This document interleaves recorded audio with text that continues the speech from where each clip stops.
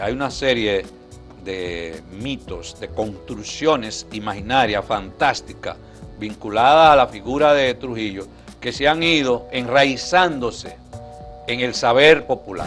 Y hay un elemento muy propio de la mentira, que es la búsqueda de la sobrevivencia. La economía creció, pero creció para la dictadura de Trujillo.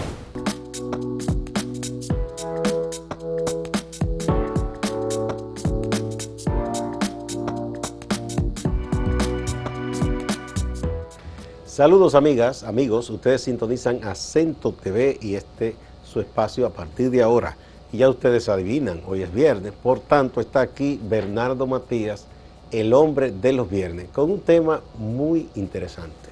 Bienvenido, Bernardo. Como el tema que vamos a tratar hoy es sobre los mitos sobre Trujillo en la sociedad dominicana, yo le voy a hacer el saludo. Una herencia trujillista. De jefe. De jefismo. Sí, señor. Saludamos a nuestros colegas, amigos, hermanos y a todos los televidentes y a todas las televidentes que nos siguen cada viernes. Estamos acá nueva vez. Vamos a continuar con los temas políticos, que son los que apasionan, gustan. Y al amigo que dijo que tú eras un beneficiado de este gobierno, hay que decirle que a este ilustre caballero, un excelente servidor público, lo cancelaron en este gobierno. De manera que es bueno que la gente investigue antes de hablar. Claro, claro. Pero además, yo he trabajado en diferentes gestiones de Porque gobierno. Eres un técnico. Sí, y no tengo ningún problema en trabajar en esta gestión de gobierno. Porque tú eres un servidor público y un profesional. Y he hecho servicio como consultor a la actual gestión de gobierno. Trabajé en el gobierno de Hipólito, en el gobierno de Leonel, de Danilo, y 9 meses con el gobierno del PRM. Soy un servidor público, soy un ciudadano y el con Estado, derecho a trabajar. El Estado no es de un gobierno determinado, ni de un presidente, ni de un funcionario determinado. El Estado es la administración de los bienes del procomún, de la colectividad. Lo que yo no voy a hacer que me voy a vender. No. Y voy a renunciar a mi independencia de pensamiento. No. Obviamente. No voy a renunciar a eso. Pero eso molesta a veces, la independencia de pensamiento. Eso es la democracia. ¿Qué le vamos a hacer? Así nos nutrimos todos en esa diversidad. Este tema, Gustavo, ha sido trabajado muchas veces, pero hay que seguir trabajándolo. Y es un tema más para las nuevas generaciones. Porque como dice Jesucristo, hay personas que se le ha endurecido el corazón.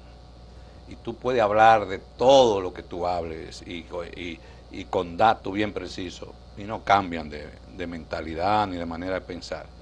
El mismo apóstol Pablo en una de sus cartas habla de la cauterización del alma. Exactamente. Hay personas que tienen están cauterizadas. Dura la cerviz. Sí, dura la cerviz, de cocodrilo. Entonces, para esa gente, el mismo Jesucristo da una pauta. Él dice, sacúdanse los zapatos, el polvo de los zapatos y den la vuelta y giren para otro lado. Vamos a hablar para la nueva generación, que a mí me preocupa porque hasta hay profesores que en las aulas le venden estos mitos a los estudiantes. Yo tengo un hijo adolescente y precisamente antes de hablar de este tema le pregunté sobre algunos de estos mitos y sí, en el aula le dicen cosas de Trujillo que no tienen fundamento histórico. Ninguno. Hay distorsiones. Lo primero, hagamos una diferenciación entre lo que es un mito y una mentira. Antropológicamente, el mito está vinculado a lo que se llama cosmogonía, que se refiere al intento de explicar el origen del cosmos, del universo. Ahí y en términos filosóficos, lo que pasa es que la palabra mito ha ido evolucionando con el tiempo y se ha asociado a mentira, se ha asociado a distorsión de la realidad. A falsas creencias. Falsas creencias. Pero, por ejemplo, la mayoría de culturas tienen un mito sobre la creación. Tú vas a la cultura maya, la cultura azteca, en el África hay múltiples creencias, la cultura taína, hay una cosmogonía, como se dice en filosofía. Trata, el mito es una manera de buscar entender un fenómeno de la naturaleza que en su pensamiento pragmático, vivencial, el ser humano no tiene respuesta y construye una idea imaginaria de algo que es real. Es un punto importante de que un mito siempre tiene una cierta vinculación de algo que es real, pero se hace en base a un relato fantástico, se hace en base a la imaginación, a la construcción creativa de ideas, pero que no son necesariamente, que la realidad no necesariamente es así. Es decir, hay una conexión del mito con la realidad, normalmente, pero no se puede considerar el mito como sinónimo de ficción, porque la ficción sí es algo construido imaginariamente de forma fantástica que no tiene conexión necesariamente con la realidad. No sé si está... Sí, está claro. Claro. Ahora, los mitos se van transmitiendo de generación en generación. Y ahí que está el punto del tema de Trujillo, de que hay una serie de mitos, de construcciones imaginarias, fantásticas, vinculadas a la figura de Trujillo, que se han ido enraizándose en el saber popular. Y que en la época de Trujillo tuvo un peso enorme en la cosmovisión y en la manera de pensar de la gente. La mentira, en cambio, puede ser construida en un momento específico de la historia y desaparecer. Puede tener continuidad histórica, pero la mentira es una afirmación consciente de algo que no es real, de algo que no existe. Y la mentira tiene una intencionalidad, que es manipular, es confundir, es fingir, es engañar, es persuadir, es aparentar. Y hay un elemento muy propio de la mentira, que es la búsqueda de la sobrevivencia. El ser humano, nosotros tenemos tendencia a ciertas mentiras para sobrevivir, porque de frente tenemos a alguien que me puede devorar si le digo la verdad. ¿Usted es comunista? No, yo no soy comunista. El caso de Pablo en el Evangelio, si Pablo dice la verdad, que él era del grupo de Jesucristo, terminaba crucificado. Lo mataban, sí. Lo mataban. Entonces él mintió. Eso fue una mentira lo de Pablo. Perdón, Pedro. Pedro se rajó, sí, es que no está fácil. Eso no está fácil. Es una mentira. Lanza que le pegaban. No fue un mito lo de Pedro. Ahora, el otro punto es la construcción del mito en la era de Trujillo y el papel de los intelectuales. Trujillo fue una de las dictaduras que tuvo intelectuales orgánicos muy capaces, donde sobresalieron Peñavalle y Balaguer, con una enorme capacidad de construir pensamiento imaginario. Era que el que era intelectual en ese momento o se sumaba o lo compraban o tenía que huir o lo mataban, porque no había términos medios con una dictadura así. No había. Entonces los intelectuales de la época de Trujillo tenían una función esencial: llevar a Trujillo, al dictador, a la categoría de un dios, no semidios, de un dios. Trujillo fue como el Tutankamón dominicano. Presentado como si fuera la encarnación de Dios en la República Dominicana. Se produce una idolatría del poder y de la figura del dictador. Y eso encontró un sustento ideológico en los intelectuales de la época. Entonces, ¿cuál fue la singularidad de la dictadura de Trujillo con respecto a las dictaduras latinoamericanas? Que toda la sociedad dominicana asumió un cuerpo de legitimación del dictador con una serie de instrumentos simbólicos que se convirtieron en, en una fuerza determinante en el imaginario del pueblo dominicano y que se fue repitiendo de generación en generación. De tanto repetirse los mitos y los simbolismos del dictador, la sociedad dominicana terminó creyéndolo. Entonces vamos a ver algunas de las cosas que nos hemos creído como sociedad, algunos principales mitos que no tienen, son construcciones imaginarias de la dictadura de Trujillo. Bien, vamos a una pausa y volvemos.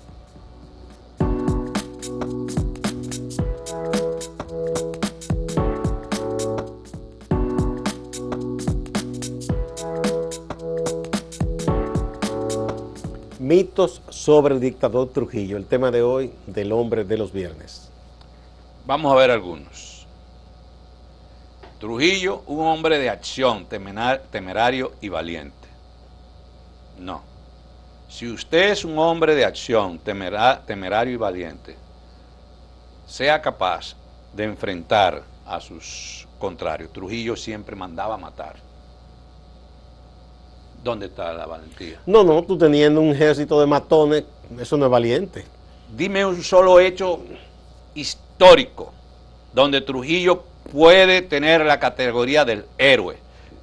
El héroe... Hombre de valor, no. De hombre de valor. El héroe siempre está vinculado a condiciones extraordinarias y esas condiciones extraordinarias la pone en la defensa de una causa justa. Normalmente los héroes. Por eso Trujillo, Juan Bosch llama a Trujillo la antítesis del héroe, que es todo lo contrario al hombre valiente, al hombre de arrojo, al temerario. Yo creo que Trujillo fue más un cobarde que valiente, porque normalmente lo que hacía era chugar sus perros a sus contrarios, pero Trujillo no enfrentaba a sus contrarios como hombre de valor. Que no había delincuencia. ¿Tú has oído eso? De que se podía dormir en la calle sin problema. Pues por supuesto, si la delincuencia era algo exclusivo. La encabezaba el jefe. Exacto. Pero además no es cierto, aquí hubo hasta un asalto a un banco famoso. En esa época. Sí, el Royal Bank de Santiago. Fue un grupo de aquí de la capital y lo asaltó. Pero y los famosos jeepecitos, los jeepes, los Volkswagen, cuando andaba la represión del SIN, cuando se oía el de estos, de los Volkswagen en los barrios, era un estado de terror y de zozobra. Sí. Pero además... Entonces, y además lo que pasa es que los delincuentes estaban enraizados en el Estado, en el gobierno, en la dictadura, y eran delincuentes autorizados, y estaba prohibido que hubiera otros delincuentes que le hicieran a competencia a los delincuentes. Aún había delincuencia común, porque el mito también vende y dice, no, que cuando agarraba un ladrón lo colgaba, entonces había ladrones. Sí. O sea, cuando alguien robaba, y que lo mataba, entonces había gente que robaba. Entonces no es cierto aquello de que todo estaba correcto, que usted podía dormir en la calle. La idea de que esta era una sociedad tranquila. Lo que menos tenía esta sociedad era tranquilidad. Era la tranquilidad, era un ambiente de terror, de miedo permanente durante la dictadura. Lo que pasa es que habla así, tiende a ser trujillista. Y no le mataron nunca a un familiar, ni le metieron nunca preso a un familiar. Pero fíjate las trampas del lenguaje. Fíjate, la gente afecta por trujillismo, dice la era de Trujillo, no una era, una dictadura de Trujillo. Vamos a decir la cosa por su nombre. Una dictadura. Una supuesta reconstrucción de la ciudad de Santo Domingo. Ese es un gran mito también. Sí, de que él fue el reconstructor de la ciudad. Pero por supuesto, una ciudad que viene devastada por un ciclón, el ciclón San Zenón. ¿Qué le queda a un gobierno? Tiene que reconstruir la ciudad. Pero además que una de las mentiras básicas, eso lo menciona en un opúsculo Frank Moya Pons, y hay un libro también, Mito y Cultura en la Era de Trujillo, de Andrés L. Mateo, que hablan de que en realidad el ciclón aquí era una ciudad pequeña y la parte histórica amurallada de concreto no se derrumbó. Entonces cayeron casuchas en villas cercanas que eran como campitos y eso sí se hizo, pero él no reconstruyó la ciudad porque la ciudad no se derrumbó. Lo que pasa es que esa fue una oportunidad histórica para sí, los intelectuales de la época. Ahí es que empieza construir el mito. Construir un lenguaje simbólico asociado al benefactor de la República y al benefactor de la patria. Entonces, comienza Trujillo a identificarse su figura con el concepto de benefactor, del que hace el bien. Y que hombre que todo lo puede, y que está aquí, que está en todas partes. Otro mito es el pago de la deuda externa y el control de las aduanas, que lo voy a desarrollar un poquito más. El de la delimitación de la frontera, la creación del Banco Central, el crecimiento económico fue una gran obra de Trujillo y que resolvió el problema haitiano. Hay varios escritores, entre ellos Bernardo Vega. Parte de lo que estoy diciendo está inspirado en trabajo de Bernardo Vega. Andrés de Mateo tiene un excelente libro sobre mito y cultura. Exacto. De la era de Trujillo, que a quienes les interese estos temas entren a analizar más a fondo. Hay documentación suficiente. Temas. Pero veamos otro elemento de construcción de un mito, que son los simbolismos. Normalmente los mitos están cargados de simbolismo. Decía lo de benefactor de la República y benefactor de la patria.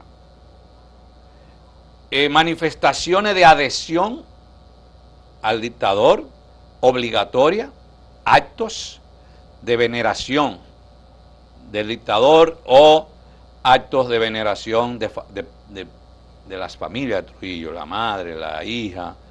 Por ejemplo, el Día de la Madre venía acompañado del Día de la Mamá. Que le tenían que decir los locutores la gran matrona. Esa era algo que adornaba su nombre. Entonces a Ramfi, ¿qué le decían? Promesa fecunda. El 25 de diciembre, el Día del Niño Jesús. Ramfi, el niño. ¿Qué niñito? Sí, había que hacer un reconocimiento. Duarte, la época, la independencia, era un periodo de exaltación de Trujillo. Entonces, todos esos simbolismos fueron creando una figura, lo que se llaman la exaltación, laudarismo, la laudaria. Algunos títulos que tenía Trujillo: generalísimo, doctor, no sé de qué él era. Doctor. De todas las facultades, le dieron un doctorado. Pero no fue doctor de nada. No, ni bachiller fue. Doctor, tenía reconstructor de la República, eran títulos que tenía Trujillo. Padre de la patria nueva. Insigne informador, reformador del pueblo dominicano. Padre de la patria nueva. Imagínese usted. Y por poco. Benefactor de la iglesia. Por poco, ¿no? Él quería eso. Ya lo último era benefactor de la iglesia. Y padre de la patria nueva. Fue con un concepto de Peñavalle. A partir de la reconstrucción de la ciudad. De la mentira, porque eso fue una mentira. Y por supuesto, el del padre de la patria nueva es colocarlo en el... Al nivel de Duarte. Al nivel de Duarte, es como si fuera... Por encima de Luperón y de todo el mundo, sí. De modo tal que alrededor de Trujillo se construye una serie de simbolismos. La deuda externa. Que esa es la gran Más mentira. que un pago, fue un repago. Y un negocio en que él se quedó con 12 millones de dólares en los bolsillos. Ajá, pero fue un repago. Es como que yo tengo una tarjeta de crédito donde tengo una deuda en dólares y voy... Y tomo prestado en un lado para limpiar la tarjeta de crédito. Pero, yo voy y le digo a mi mujer, limpié la tarjeta de crédito. Pero tiene la deuda como tengo una deuda. Pero además eso era una tendencia en toda América Latina. No es un fenómeno exclusivo de Trujillo. Y Haití pagó su deuda externa. Y nosotros fuimos los últimos en pagar la deuda externa en América Latina, junto con Haití. Trujillo inició su dictadura en 1930 con una deuda de 25 millones de dólares. Y es cierto, en el 1940 47 fue, creo, que se paga la deuda externa con unos 9.2 millones de dólares. Pero cuando Trujillo fue ajusticiado, tú sabes con cuánto cerró él su dictadura, con 60 millones de deuda. Recibió en el 1930 una deuda de 25 millones y cerró con 60 millones. Entonces, ¿de qué estamos hablando en términos de deuda externa? Una deuda 3 veces mayor que la que encontró en el poder. Entonces, ahí hay una falsificación de la historia cuando se habla de que pagó la deuda externa y se maneja de manera parcial, unilateral. El título que le querían dar era padre de la soberanía financiera, que tampoco fue verdad, pero bueno. Así es. Vamos a otra pausa y venimos.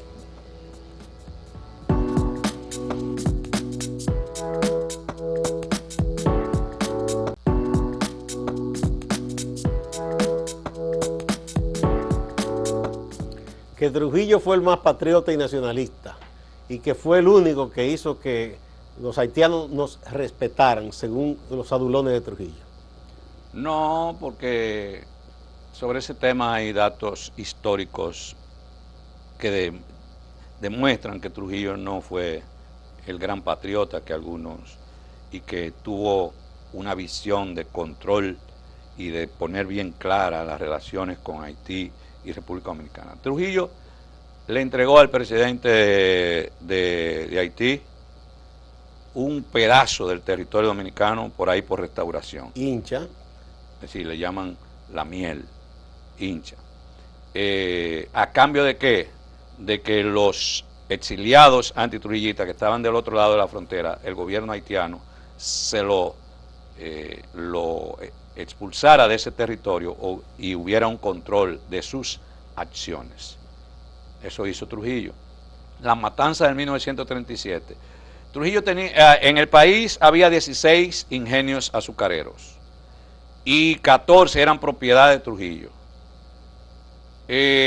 La mano de obra en la que sustentaban esos ingenios azucareros era mano de obra haitiana. Y cuando se produce la masacre de 1937, no se extendió esa masacre ni a los ingenios de Trujillo ni a las fincas de Trujillo. Ahí no se mató haitianos, los haitianos fueron asesinados en la zona de la frontera. En la zona de la frontera. Y de hecho hay documentación, hay un libro que puede salir en cualquier momento del doctor Amaury Pérez, sociólogo, que tiene esa documentación, donde hay los oficios diciendo, no, por orden del jefe, los haitianos que están en los ingenios no deben ser tocados.